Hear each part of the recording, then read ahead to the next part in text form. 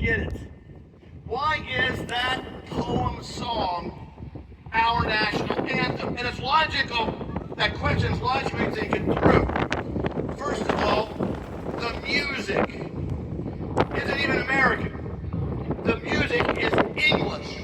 It was written in the 1780s by a gentleman who was a member of a gentleman's drinking club in London. And he wrote that so the people in the club can sing it while they're having a good time. So that's where the music comes from. Also, people wonder, what does a battle in 1814 have to do with me in 2025? I don't get it. I don't feel a connection to what that poem song is talking about.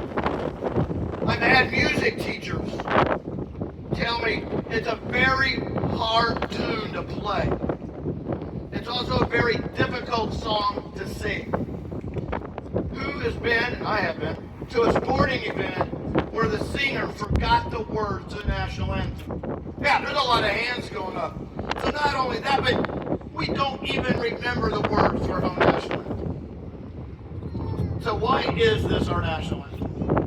It's because you don't understand context and what that poem song did for our country for literally generations. So go back to the War of 1812, a war we do awful in. The first 2 years of that war, if you're reading newspapers, it's nothing but bad news, bad news, bad news for a year and a half to 2 years. It is so bad in 1813, the British Navy sails into Chesapeake Bay. They're not there to conquer and occupy. They're there to raid, pillage, burn, destroy. Our Army and Navy is so weak, we cannot stop them. At will, they sail all around that bay, destroying and pillaging.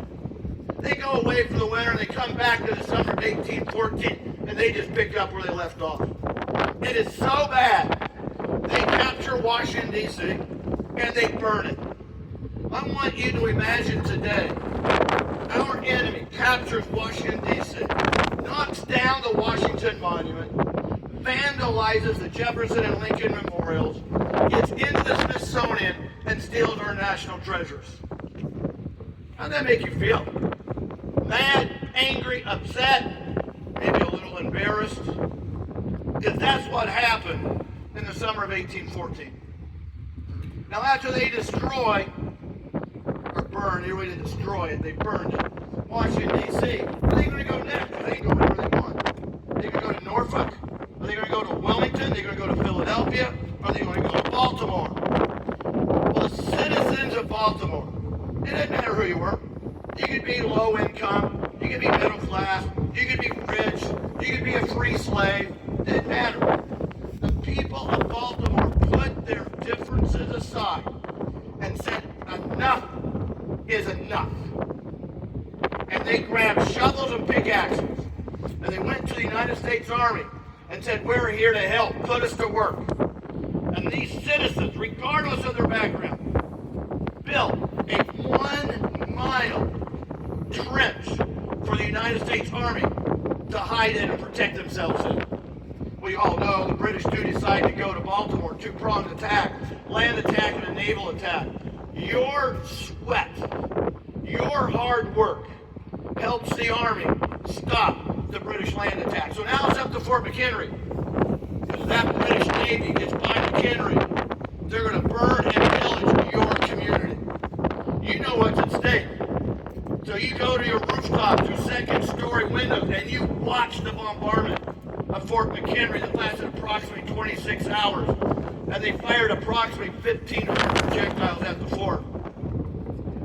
And during that bombardment, the flag, a little bit bigger than this one. This is 10 by 20.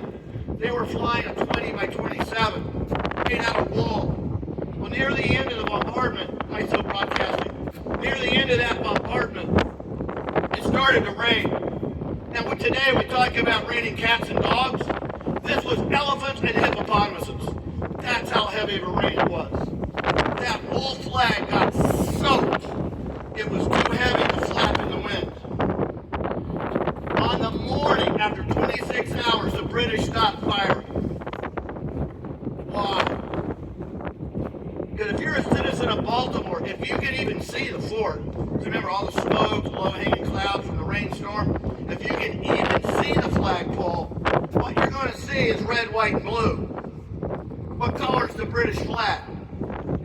Red, white, and blue. So whose flag is it? Francis Scott Key's out on a ship. He's a negotiator, not a POW.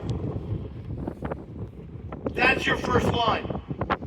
It's Francis Scott Key. Anxiety, his fear of the unknown. Because why did the British stop firing? Oh, say, can you see? Because I can't.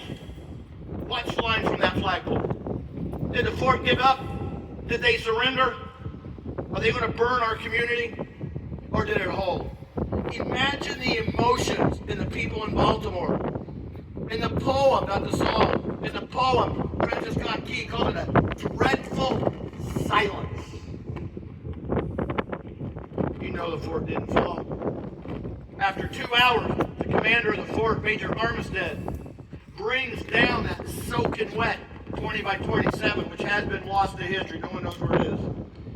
And he has his people, his soldiers, bring out a dry flag. It's been in the guardhouse overnight. And they put this thing up. It is so big, you've actually got to go to the Smithsonian and see it, because you can't be described. It is 30 by 42 feet. It's huge. And it's dry. So when it goes up that flagpole, the wind catches it.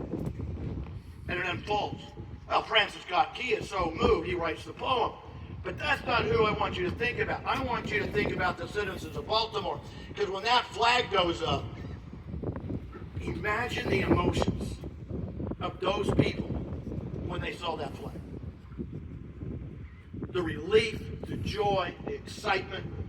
But how about this idea? Think about who built that fortification. Sir, did you build it by yourself? Not by yourself. Did you build it by yourself?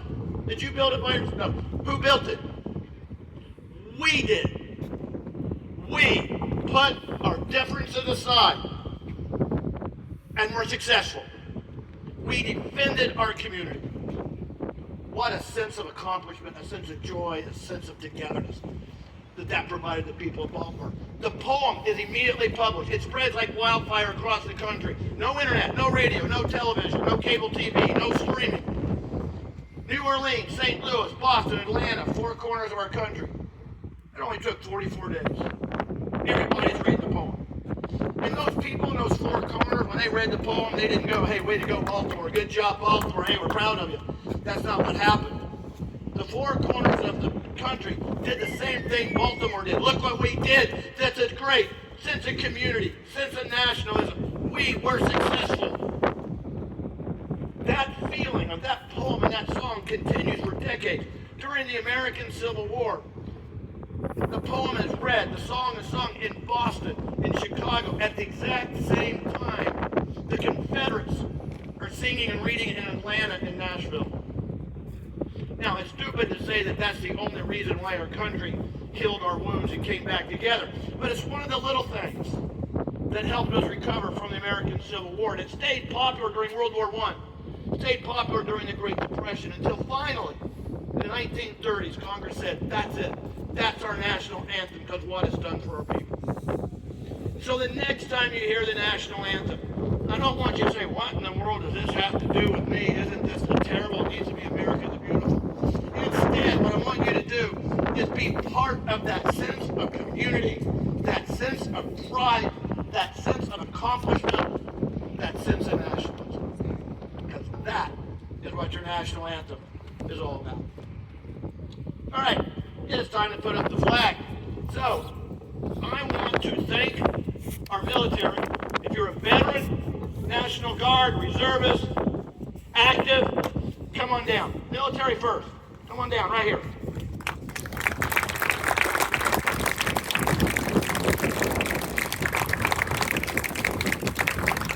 Alright, so you're military. You know how to do this.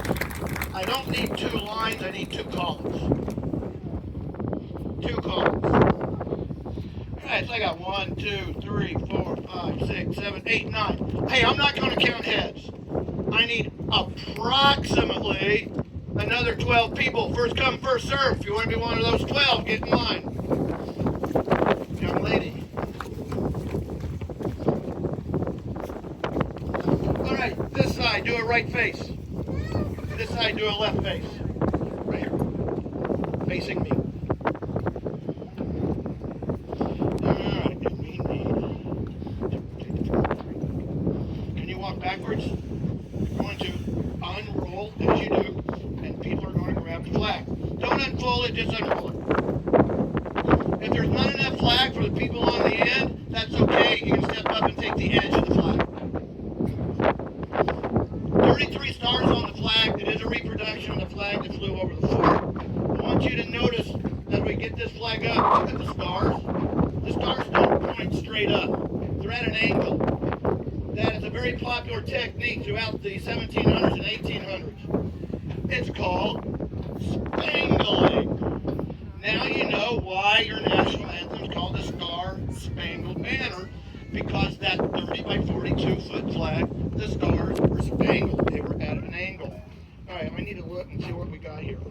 All right, so we're a little backward, but that's okay, because let's go this way, but we are backwards. We're gonna have to do something a little tricky after this fold. What we gotta do, take the bottom flap and go under. The bottom flap's gotta go under. There we go.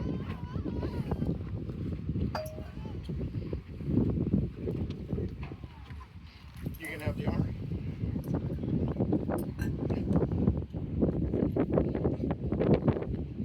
And you can get it, that young man on the end, you can have the honor down there.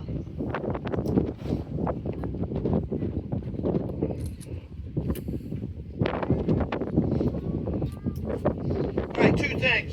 If you're holding the flag, when I start pulling on this rope, it might catch your ball cap.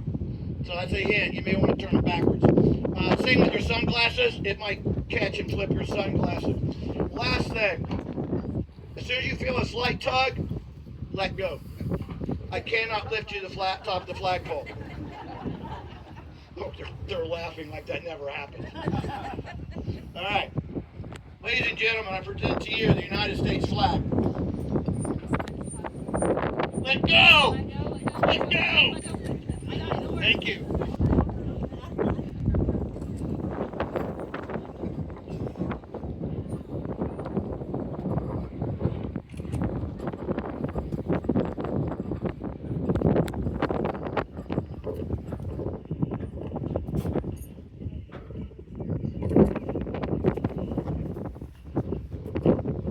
That's pretty tight.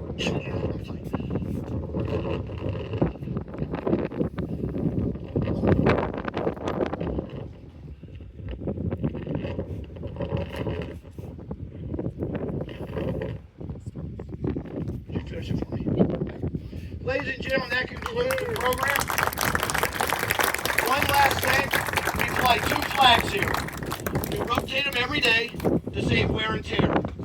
So down in the museum, I have the flag that flew yesterday, and we'll fly tomorrow.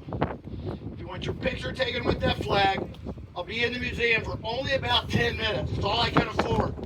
So it's going to be first come, first serve if you want your picture taken with that flag.